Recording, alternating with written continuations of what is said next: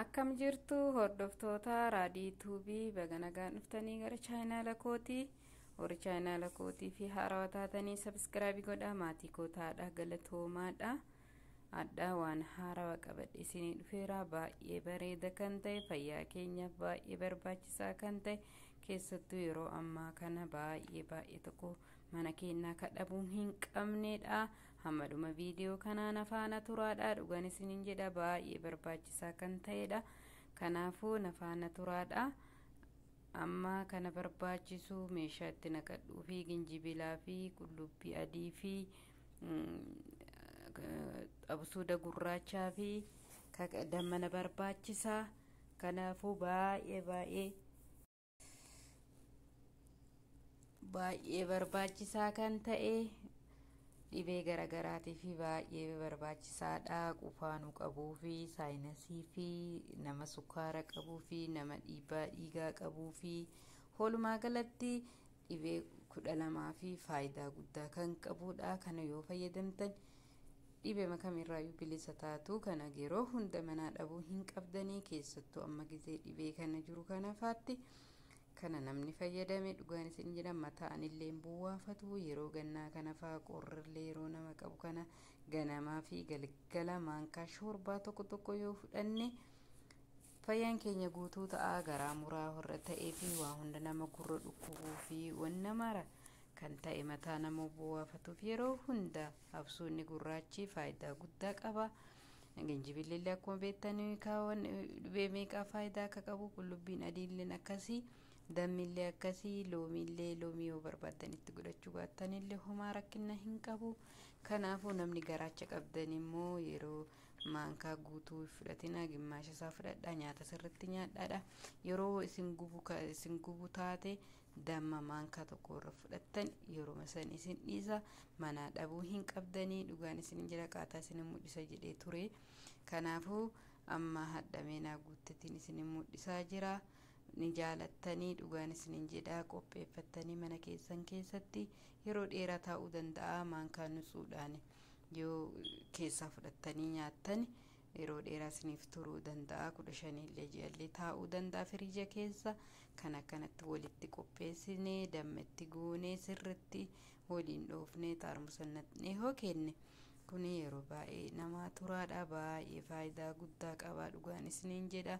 Yoo barbaachisaa ta'ellee yeroo shaayii danfifattan yeroo kana dhuguu qabdanii yeroo shaayii danfiftan qullubbii kanallee akkanumatti maashinaan yookaan noodhaan irraa huuftanii ginjibila jettanii loomii jettanii walitti danfiftanii damma waliin yoo dhuddan baay'ee barbaachisaadha. Guyyatti burcuqqoo tokko yoo dhuddan garasittillee baay'ee gaariidha. Kanallee yeroo nyaata keessan nyaattan maankaa shoorbaa tokko fudhachuudha. Ganamas galgalas keessattuu yeroo raftan maankaa shoorbaa tokko fudhattanii yeroo hunda raftanii baay'ee baay'eessaadha. Baay'ee gaariidha. Kanaafuu baay'ee ammaanillee loomiin illee akkuma argitan asiidii baay'ee qaba. Baay'ee qaama keenyaaf illee baay'ee gaariidha. Kanaaf itti godhadhee itti godhuu baattanillee homaa rakkina hin qabu. Garuu kana sadiin damma jettanii qullubbii adii jettanii absuuda gurraacha jettanii olitti gootaniitiin yeroo nyaattan baay'ee barbaachisaadha. Kanaan dura garaachuma keenya nama somba dhukkubuuf keessattuu baay'ee gaariidha. Yeroo amma sombii an dhugaan isiniin jedha nama gizee afur ka'ee dhibeen isaa mudhachuu fi didee garaachisa somba dhukkubaa ture. Kana akkanatti fayyadamee 15 tokko akkana fayyadamee guyyaa dhaqu dhibeen isaa hundi isaa walal jedheetumaan raajirra mudhatee fi kanaafuu baay'ee gaariidha. Yeroo namni keessattuu namni somba qabdanis yeroo hunda kana fudhachuu qabdanii akka qorrillee dhoofnee fi akka sombi keenyallee dhukkubnee fi yeroo hunda guyyatti hoo danda'ame maankaa shoorbaa tokko osoo fudhattanii baay'ee barbaachisaadha. Waan nama dhibuu miti. Kun wanna baay'ee gaariidha. Haga kiniinii nyaannu kana nyaatutu tara. Kanaafuu yeroo hunda mana keenya dhabuu hin qabnu. Yoo ganama fudhachuu baanne galgala fudhachuu qabna. Hoonuu tolte immoo ganama ciree keenya nyaanne maankaa tokko yoo fudhanne yeroo rafnullee nyaanneetiin irbaata keenya nyaannee maanka tokko fudhanne baay'ee barbaachisaadha. Yeroo hunda mana keessanii hin dhabina. Haa ta'u immoo xiqqoo ni ulfaatuu danda'a nama garaacha qabuufis xiqqeessaniituma maanka shaayii tokko fudhatanii aannan yookaan immoo damma maankaa tokko irratti fudhatan homa takka wanna nama gubu hin qabu. Amma akkanumatti xaarmusa keenyatti ni naqadha.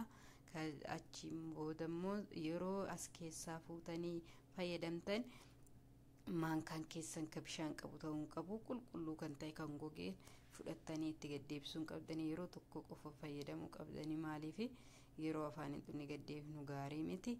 Akkanatti saniin booda sirriitti qadaanneetiin ni kenna.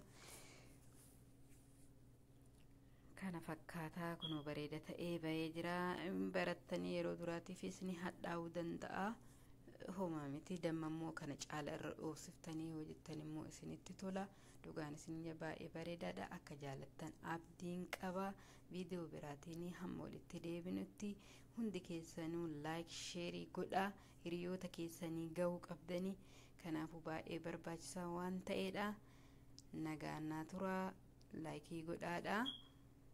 Viidiyoo biraatiin hanga walitti deebinutti nageenyi rabbii bakka jirtanitti isinirra haa jiraatu. Nagaatti.